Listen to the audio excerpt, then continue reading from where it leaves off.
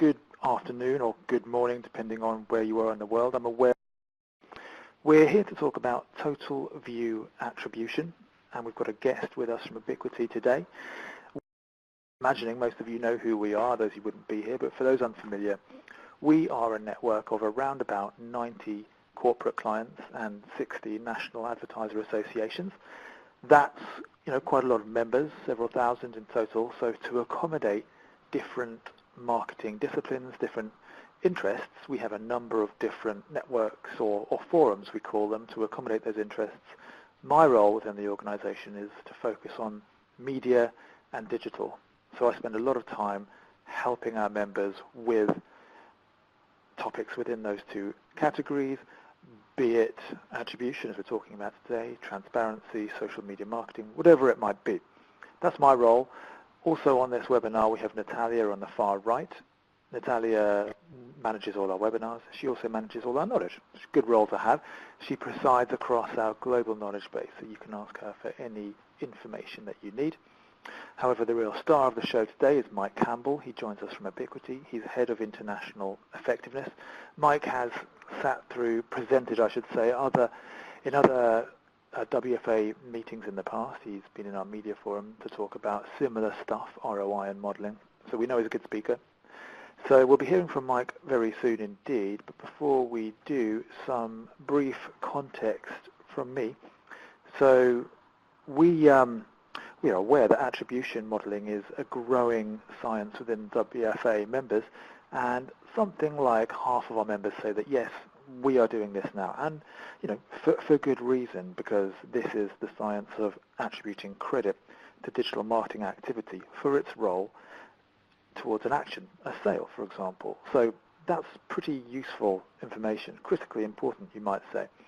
However, what's interesting, I think, about attribution modeling is that it's perhaps received less traction than classic econometric modeling, or market mix modeling as it's often called.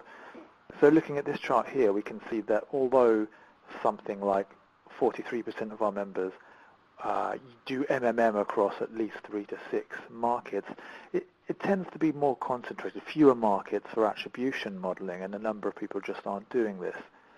So why is that? I think there are a number of reasons, and I know that Mike is going to get into some of those in more detail.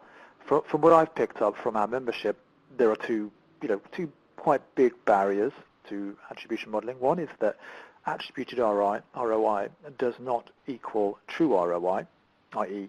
it's not the whole picture. You might notice the pumpkin pie there. That's my reference to Thanksgiving. So attributed ROI is not true incremental ROI. So the aim of attribution modeling is to divide credit for an action between the preceding touch points, but this principle ignores the fact that most businesses have an existing customer base already that feeds a share of revenue. So attribution is missing that part of the equation. And then additionally, attribution modeling historically, traditionally, has not included external influences. So although market mix modeling may account for competitive pressure and pricing and seasonality, attribution modeling typically has not done so. So these feel like quite big barriers, but we'll hear more from Mike about how those barriers are being removed.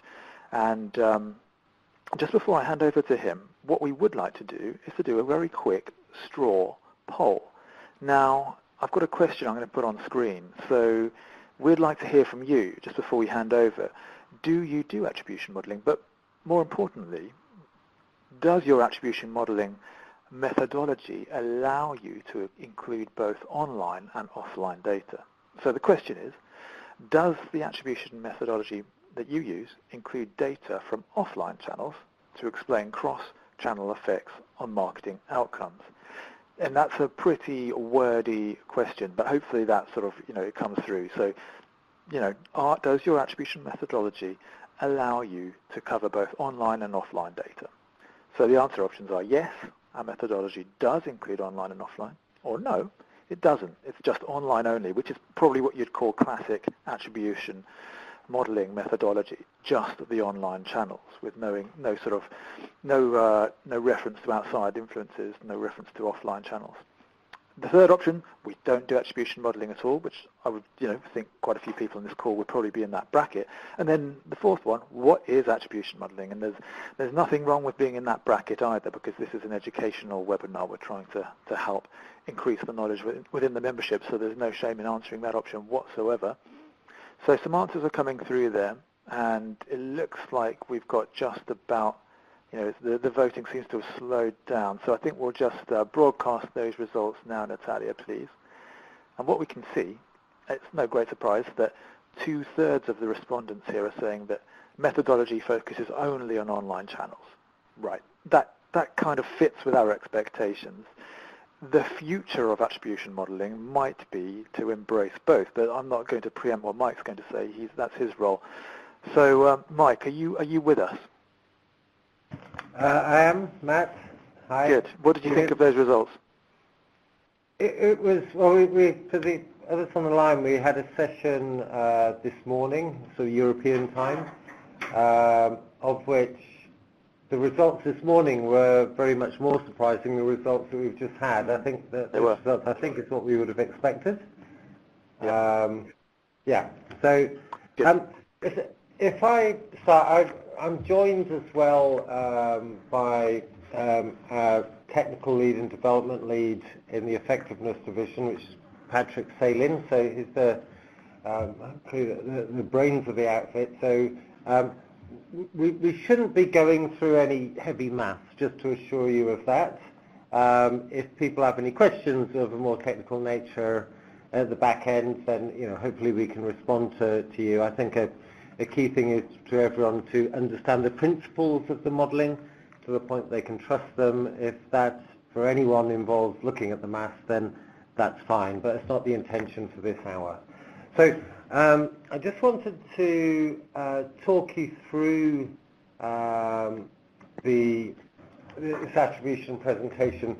I think the first thing is just to go through a definition, which we have on screen there. So it's looking at the attribution or the assigning of credit to all of the marketing and media investments. That's how we think about the world. Again, when you're talking about attribution, very often it's seen in the context of just digital attribution, which for many companies is just one part of the puzzle, as Matt referenced before. And I'll explain how during the talk we can get a more holistic understanding of all of the marketing and levers. And by that I don't mean just offline and online media, I mean all of the marketing levers, so that we can correctly attribute the incremental effect of media within that and of digital media and the detail thereafter. Okay, so in terms of an agenda, what I'll do is just a very brief introduction to Ebiquity, which I'll do in a moment. Hopefully many of you know who we are. We'll then go into just definitions of what is attribution. We'll then go into a section that just looking at the current frustrations of attribution.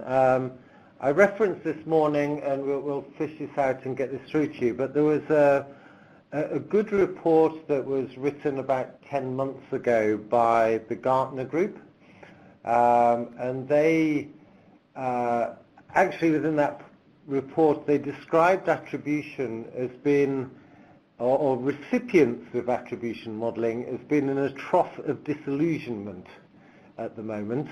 So I just want to talk a little about that and some of the frustrations that perhaps some of you who have been doing attribution modelling may have seen themselves. I think done correctly it can be hugely powerful, but we'll talk about that approach of looking at attribution correctly after thinking about what those frustrations are, because they can be removed. And then we'll look at a few practical things of how do you get started, how do you need to think about this if you're in the situation that you're not doing it currently and feel as though you should. If you're in that place, I would say do walk ahead, as there is a big upside to for attributing correctly and therefore getting your investment pattern to support your brands done correctly. So let's move on. Just a brief introduction to Ebiquity. If you're not aware, Ebiquity, as it says, helps businesses make better informed media and marketing investment decisions. We are independent, we are global, there's a number of elements to our business, but they all center around trying to create clarity in a completely or an increasingly complex marketing and media world. So just the key disciplines to talk you through. Both myself and Patrick, we work in the marketing effectiveness and optimization division. There is a sizable data and technology division advising and supporting clients on looking at the sort of ad tech and martech elements of particularly the digital landscape at the moment. We have the marketing intelligence division, which is looking at all of the creatives and the spend behind the creatives.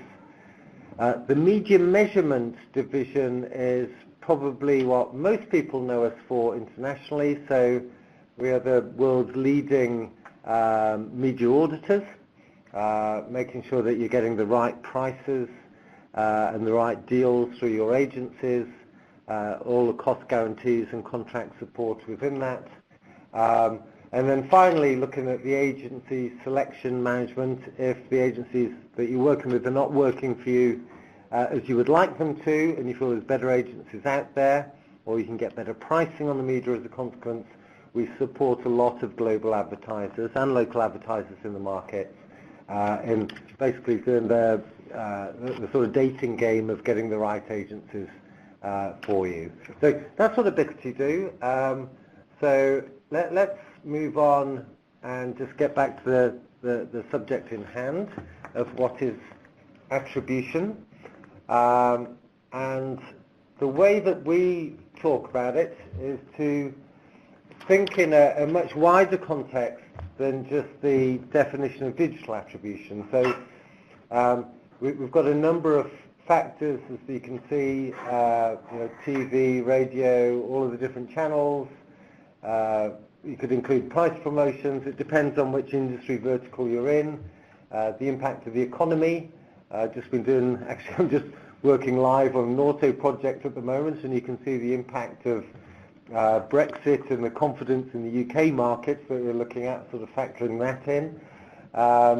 And then, the effect of competition could be seasonality, etc., etc. So if you think about the conversations that you have in your businesses, and you're looking perhaps at the sales pattern from one week to the next, you need to factor in all of the conversations of, well, sales have increased because of X, Y, Z, and then attribute the values back to those factors that could be impacting sales. So that's how we think about attribution. If you do it this way, then you can potentially get a fair understanding of the relative importance of all of the factors in a completely unbiased manner, and we'll come on to that in this next section. So if you ask the question, why is attribution currently frustrating marketers? Certainly from what's written about this, as I mentioned the Gartner report, and certainly in the conversations that we have with clients, there is a lot of frustration out there.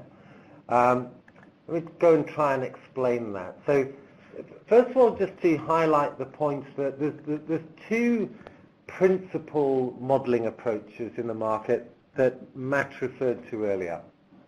So econometrics, or mixed modelling, regression-based modelling, looks at a top-down, or from a top-down point of view, at understanding the makeup of your sales, perhaps week by week, if you're doing it weekly, or perhaps over a year. You might have an illustration like this, that perhaps the base sales, the underlying fame of your brand, your assets on the high street, the fact you're out there, people would buy your products if you're a retailer and have those assets, regardless of whether you are actually advertising that year. You've still got your legacy customers. Then we can split out your broadcast media, your digital media.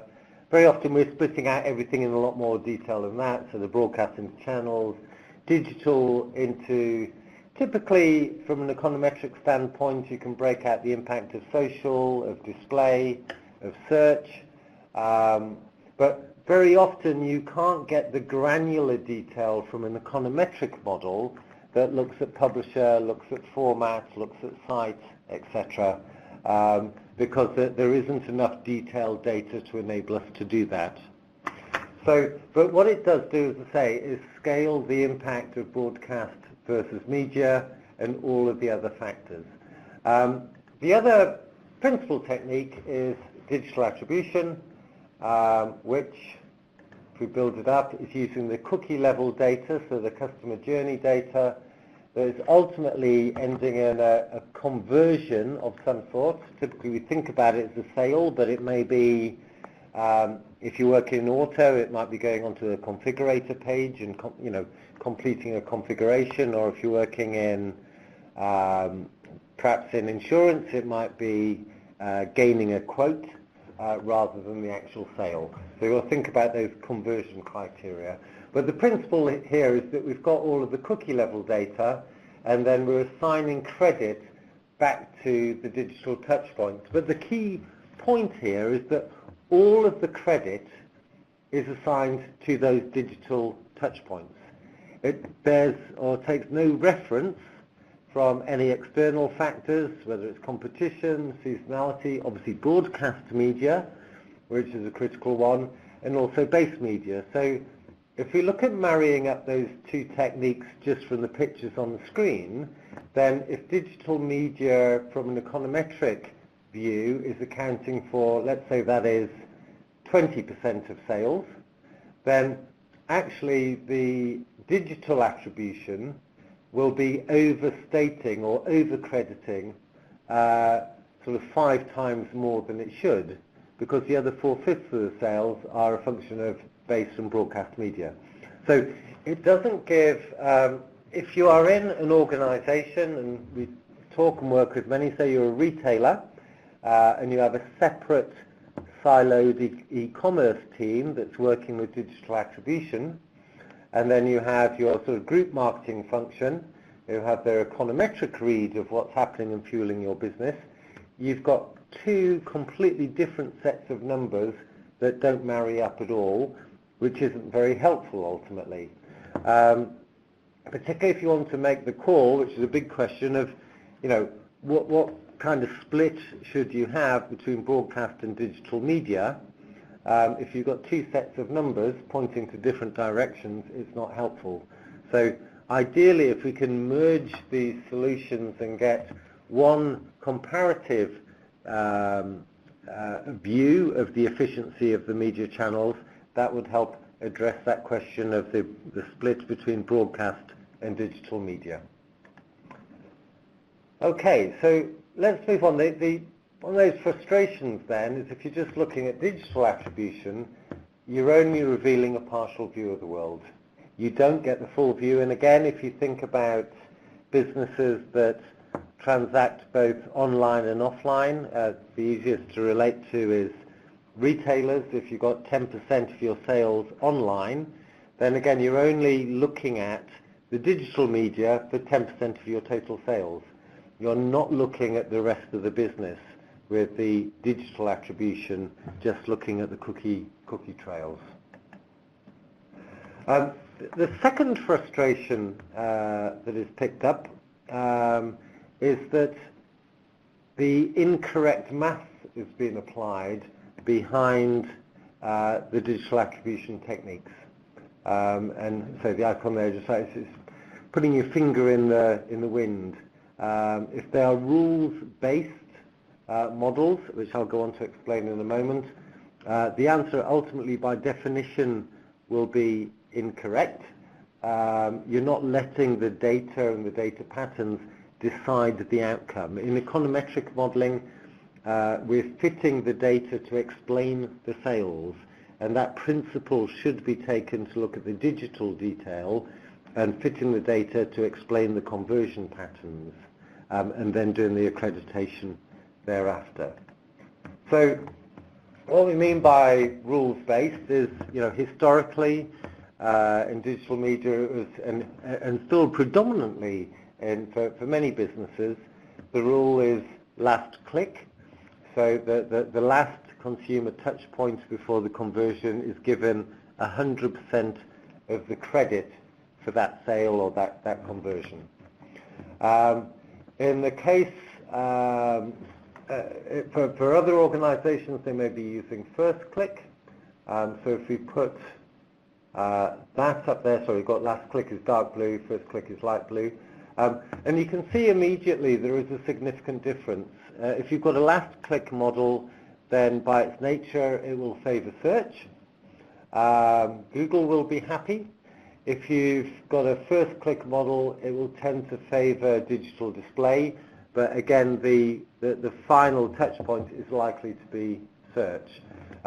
Just if you're not aware that the last click rule was basically a legacy, it was only the last click that was stored when sort of digital media started to emerge into our consciousness. There's no excuse now for using just last click in that we've got the tracking data in place and you can get a very much more accurate representation of the actual credit of the individual touch points. So again, there are other approaches. So we've got last click and first click. So you can see how the credit works if you've got multiple touch points. Fractional, there's other rule sets, so you might have something like linear credit. So if it's quite a complex path to purchase, if there's, let's say, 10 digital touch points, what linear credit will do is to assign 10% to each. The algorithmic, which basically doing the math correctly and letting the data decide, will give different results. I should emphasize if the consumer pathways are very short, so it's just one or two touches or one or two clicks, then actually the difference or the sort of optimization upside from doing the math correctly will be less. And it's likely that sort of last click methodologies or emerging of sort of rules-based methodologies wouldn't be too far from the truth. But certainly for high transaction or high consideration items, then when you've got multiple online journeys, then the algorithmic approach will give you the right answer. And if you're spending millions on your media, you can then invest with the right pattern and have a bigger profit impact from doing it correctly. The issue historically is that because we've got siloed operations where perhaps the e-commerce team is just looking at digital attribution and perhaps you've got the group marketing looking elsewhere, there's a sort of clamoring for credit very often by different departments. So it's much like the seagulls in the Finding Nemo film where they're all shouting mine, mine, mine. And what businesses need, certainly to make the right calls at the senior level, is a fair way and a correct way and a comparative way of assigning credit to the different touch points and to all of the elements of the marketing mix. So let's go on to, I said the Ebiquity approach. This sort of mirrors the approach that we use, if you do read the Gartner report, of looking at what they would describe as a unified model to address these concerns. So the service that we have described as total view attribution, and fundamentally it addresses the issues that we've described in the previous section. So it looks at it holistically, but also gives you the granularity of the digital inventory that you don't get with just econometrics, but that granularity of digital is then scaled correctly alongside the broadcast media. So essentially what we're describing, going back to the first graphic, is that it's a merging of the top-down econometric modeling and then looking at the digital attribution applied with the correct math, so done algorithmically. So that provides the detail of the digital, so by device, by site, by placement, by creative, and then correctly scaled in combination with the first econometric model. Again, there's some nuance in exactly how you do it, but in principle, that picture describes exactly the process. Again, a little bit complex, this chart, but in reality, when we're modeling different businesses in different industry verticals, we're basically going through and sort of modeling different stages or perhaps different routes, whether it's online sales, offline sales, and building separate models, or we might be building separate models by device type, etc., and grossing things up and looking at a final aggregated result that looks at both the online and offline sales and the online and offline media to make the correct calls for those businesses. Okay, so again, a little more complexity, but ultimately it's a solution that can give correctly scaled granularity to the digital media. So you can look at which publishers, if you look at their cost per acquisition, which are the most efficient.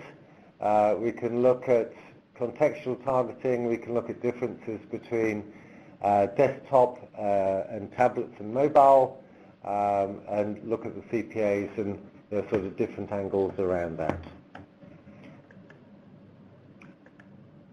So how do we build this? Then fundamentally it's a combination of clever mathematics, the AI, artificial intelligence element, applied to the data. But then what is critical, and again, all of the feedback that we get, and I would imagine this will resonate with a number of people on the call, is then applying the human intelligence on top. So actually not just providing a set of numbers with no context, with no storyline, with no explanation as to why those numbers are perhaps different from numbers that you've seen before if you had a last click model, but actually explaining those numbers and how to use them commercially to make better decisions. So it's one thing getting your search ROI is this, but how do you optimize your search in the future?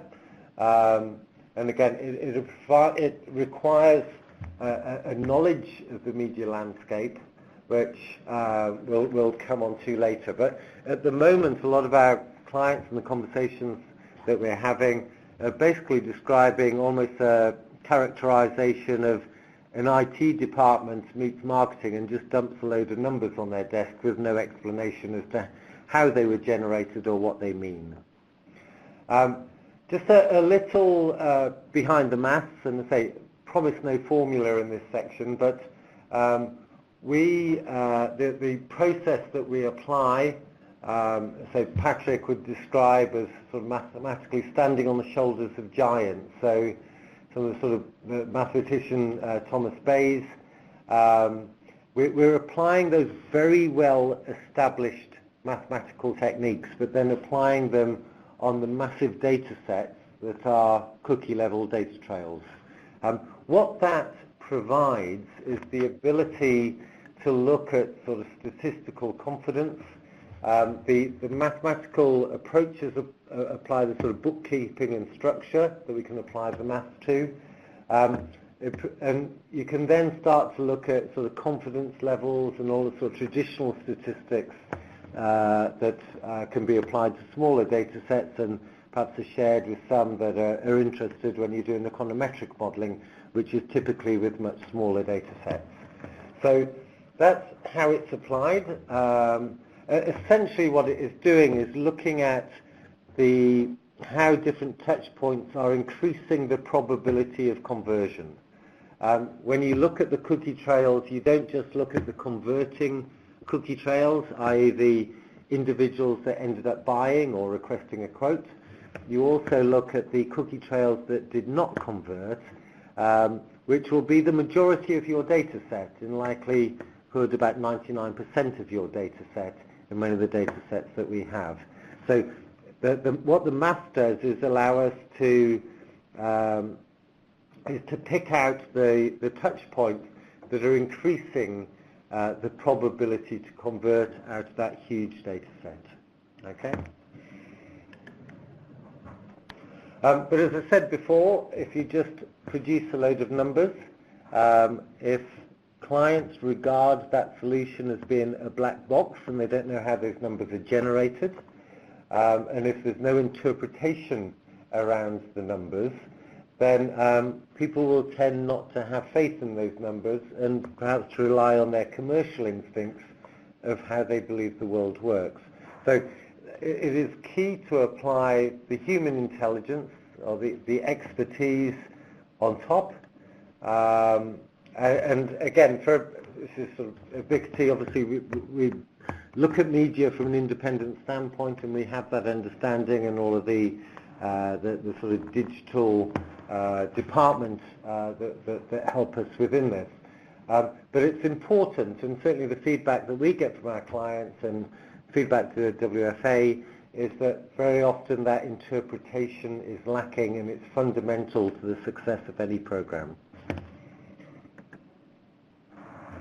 Just a quick example, this is an airline that we've been working with actually in the US.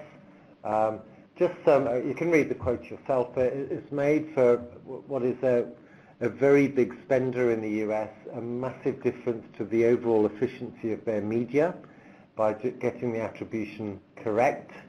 And again, you can look at the changes in the cost per acquisition between the old methodologies they were using and the total view attribution. And say that the change therein to between media channels is really very significant, and the return on investment upside was absolutely enormous. So as I say, there can be difficulties, there can be frustrations with attribution modeling. I'll go into a couple further. But as I say, the impact when it is applied correctly can be absolutely enormous for the profitability of the businesses applying it. So just a few practical lines of how do you get going or how to get started. We just simplified this into what we feel is kind of a sort of straightforward, common sense process of thinking about it. So 5 stages through from marketing assessment, data assessment, the modeling stage, data collection and output, and I'll go through and talk to these points. So the marketing assessment is going back to our definition of attribution, is tend to meet with our clients that we're working with, talking with all the sales, the commercial, the finance staff, and really asking that question: if your sales are increasing or decreasing from one day to the next or 1 week to the next, what do you think is driving that change? So trying to factor in all of the significant factors, all of the touch points, media, pricing, sort of base elements, seasonality elements, weather elements, particularly if you're in retail, it can be huge from one day to the next. And then clearly the challenge then later is to collect all of the data sets relevant to all of those points. In essence, if you miss something out here, you can bias the model significantly. So if you consider, let's say, a scenario that you've got a significant digital display investment, and perhaps you're a retailer, but whilst that media flight is active, you have major stock shortages on the products that you're advertising in store. If you haven't accounted for the stock shortages, then you will understate the efficiency of that display media. Or if you've got competitors doing things in store when you've got a big TV flight on, one's going to detract from your sales and one is going to increase. If you don't take into account both elements, again, you will quantify them incorrectly. Okay? So the next stage is the data assessment stage, and it's really a case of understanding where all of that data is, is all of the data sort of fit for purpose? Is the tracking and the tagging in place to capture the digital detail? If it's not in place, it doesn't necessarily invalidate starting. But if you're looking at sort of digital display and that's a large part of your spend, clearly it's imperative that we've got good tagging in place and the data sets corresponding to that. So an evaluation with, if you like, the data holders in an organization, and then onto the modeling stage. Now, this is a slide, or the picture on the right, that's taken or adapted from a graphic in the Gartner report that I referred to earlier. And it's really just explaining the optimal modeling solution based on the level on the vertical axis, your share of sales as to whether they're online or offline. And then on the horizontal axis, the media share, whether it's offline media and online media. Now, if you're in the top right-hand box, that you're an entirely online business that just uses online media, then the chances are just a pure digital attribution model, correctly done, looking at the cookie trails, would be the right way forward. We have had meetings, looking at Patrick in our room, where we've been to meetings where we've been asked to talk about digital attribution models, and the client said they want a digital attribution model, but they do no e-commerce whatsoever online, and therefore it's not a fit with their business. And actually, what they should be asking for in that case is to model this econometrically, and perhaps there's ways econometrically to getting into a little more detail on the digital inventory. Many companies are somewhere in the middle, where there's a mix of online and offline sales. There's a mix of online and offline media, where the total view attribution is the key way forward. Apologies while I have a drink. So again, the makeup of the business and the media will dictate the optimal way forward. Next stage is the data collection. Clearly a lot of data to be collected in tracking the digital inventory. Say as Ebiquity, it's our business, tracking data and then report it back and looking at cost pools. So, but also it's consulting not just on what data there is there, but also what data would enhance any solution if it's missing, and advising on setting up the tagging and the tracking so that data layer is there.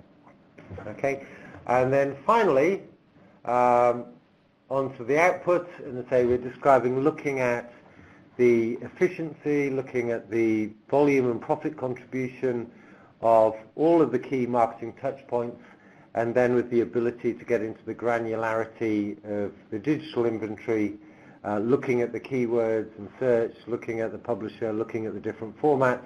There is forever a new format that has been pitched to you, and just looking at the questions coming up at the same time, which we'll address at the end. Then,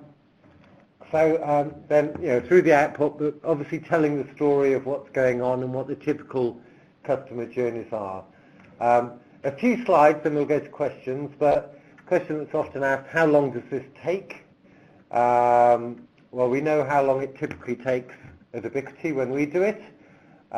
We certainly do get a lot of our clients across the group at Ebiquity.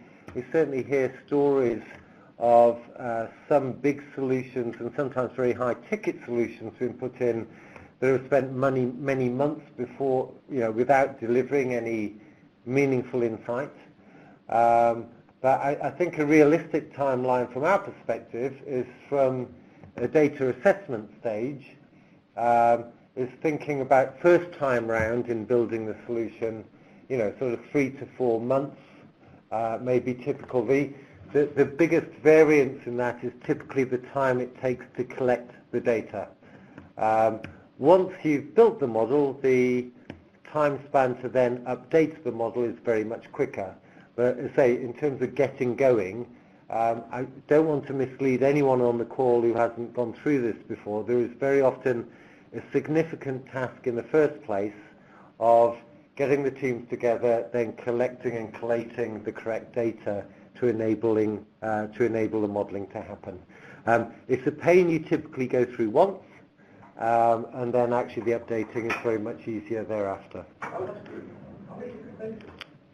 So a few points in conclusion, and as I say, we'll try and address some of your questions. A few golden rules to think about as you get going. Hopefully applying some conventional wisdom and just pure common sense. I think it's important to be open-minded. It's important to shop around. I think it is very important in our view to have independence in your solution. So it's portable, you're not tied to any media agency if you want to move. But it's important that that portability is there and that you take control. I think to think about zero-based budgeting, very often in sort of combinations of our analytics, either in total view attribution, sometimes in some of the econometric work, we can see that certain channels that perhaps have been sold in very hard to your organizations, to put it politely, are not nearly as efficient as you might think they are. And sometimes actually supplementing the analytics with some straightforward geo-testing, testing, perhaps switching off some Google Ad cities and having a control versus those that are on. Sometimes even doing sort of charity ads, if you're looking perhaps at VOD, looking at the impact of that in part of the country and then having an A/B test with the other parts of the country. Those solutions, sometimes for organizations, are easier to digest. It's just, you had it here, you didn't have it here, what's the difference, as long as you got your testing controls matched up, and they're easier to digest. And that certainly just reducing the budget significantly on poor performing media lines, you can affect in that way and test in that way. It's important that you've got cross-siloed integrated measurement. We have a number of clients where that isn't the case. It causes huge frustration, and it doesn't address the big questions. It can address the detail of digital media, but if you wanted to ask the question, and those guidelines that exist in many brand companies of you should be spending 30% on digital media, or 40%, or 50%, what are those numbers based on? You need the ability to correctly quantify and get to the right answer. I should stress that within media planning there is very little science around these numbers. I say that most of the people at Ebiquity have worked in media agencies, and I certainly worked in one myself for 12 years before joining Ebiquity. There really is very little science. So it's, take control, apply the science, because when you do that, the efficiency gains, when it's done well, really can provide a step change in business fortunes. And the overall efficiency of your media budget, both online and offline, can step up enormously. Just a few questions for consideration that you need to think about. Obviously, are you already using a digital attribution? If so, does it work for you? Does it make sense? Do people buy into it? Is it well explained? If you've got a rules-based model, the chances are it will not produce the right figures, as hopefully we demonstrated, so perhaps upgrading that. Obviously, just think first off about your share of online-offline sales. A lot of FMCG or CPG companies for the US folks, if 99% of your sales are actually sold through supermarkets, this is probably not the solution for you. And yet we still have a number of FMCG companies with that pattern asking about attribution modeling. You'll be far better off really refining your econometric modelling if you're in that position. But hopefully those give some guidance. And just to finish and just to sum up the approach that we take and why we think it's important, I think holistic measurement, so you've got the right set of numbers so that your CEOs can make the right calls behind this split of online and offline media, if it's media that we're focusing on, or perhaps media and trade support might be the big question in many organisations. Apply the correct maths. Let the data decide the value and the contribution of the touch points that improve the probability to conversion. You need clearly a solution that provides the digital detail if you're spending a lot on digital. It needs to be independent, it needs to be cost effective, and it needs interpretation. And I think that is where we'd like to finish. I think just one stress, we talked about some of the issues in collecting the data, getting people together, getting different siloed teams together. It is sometimes not without any pain, but just to stress the work that we've been doing with clients, the upside of getting this right can be enormous. To achieve in total view attribution projects, 20, 30% ROI improvement is typical. And sometimes we've got cases, and actually that airline case, the ROI upside was massively greater than that on hundreds of millions of spend. So if you do it right, the upside and that initial pain, it is worth it. But go in with your eyes open to the issues that may come up. Okay? Hopefully that makes sense. Yeah. If you've got any questions. Yeah, absolutely. Thank you very much. You made it. Well done. Quite a long time to speak for. So well done. Thank you very much for that. No worries. Very interesting indeed. So we have had some questions come through, and for those on the webinar, please do stick any further questions in the widget. We've got 10 minutes left, so we'll try and get through as many as we can. It is a really interesting space, I think, this area, and I've watched it sort of grow, and it's interesting how we saw Nielsen acquire Visual IQ not long ago at all, and it sort of becomes apparent that there is this sort of change in the sector where there's the consultancies are sort of vying for both pieces, MMM and attribution, because it seems to make a lot of sense. Although it does sound quite expensive at the same time, doesn't it? I mean, someone asked the question was, please provide a range of costs for this, which might be optimistic. But do you, very briefly, do you anticipate that this costs a lot more than MMM in an isolation does, or not? I mean, if you're looking at sort of total view attribution, you're doing the econometric modelling and the digital attribution, then obviously to do it in that way, you're adding two key analytical pieces that you're then putting together. So yes, when you do that, it's more expensive than the individual components. But it needn't be as expensive. Certainly what we're finding, particularly initially the big American consultancies that got into this space, the fees in America are actually, for not just attribution, for econometrics as well, typically multiply the fees in Europe by 4 or 5, and you get the equivalent fee for an equivalent project in the States. And certainly what happened in the attribution space, in the digital attribution space, is those American consultancies came to Europe and to other parts of the world expecting to be able to command the same sort of price tags. Now, it's not necessary, and certainly one of the, sorry, I don't want to be salesy about this, but I think that the gap in the market is to do this significantly more cost effectively, and it can be done significantly more cost effectively than those big players. And I think the key thing as well is applying all of the explanation of the results, that sometimes those big players, it is putting numbers through a very, very big sausage machine. Yeah. Well, that's interesting. So, yeah, I mean, I've heard before in the past that it is, can be eye-wateringly expensive for this stuff, but those numbers do sort set that scene. Thank you. Now, screen right now, we still have one or two things happening this side of 2017.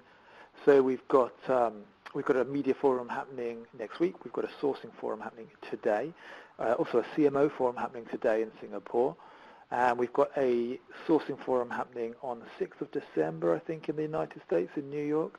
So if you haven't registered for that already, please do so. Get in touch with myself or with Natalia or my colleague Laura, who's responsible for the sourcing forum. We will be issuing all our dates for 2018 soon, and also our research bulletin for the year.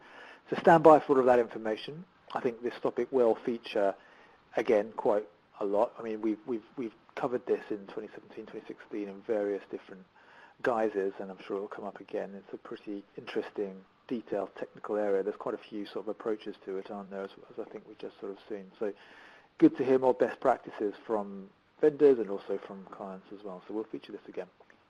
So thank you very much for your time. Please reach out to myself. I'm Matt on the right. There's my email address. Or to Mike directly using his @ebiquity.com email address if you've got any specific questions. Thank you very much for joining once again, and see you again soon, hopefully. Bye-bye.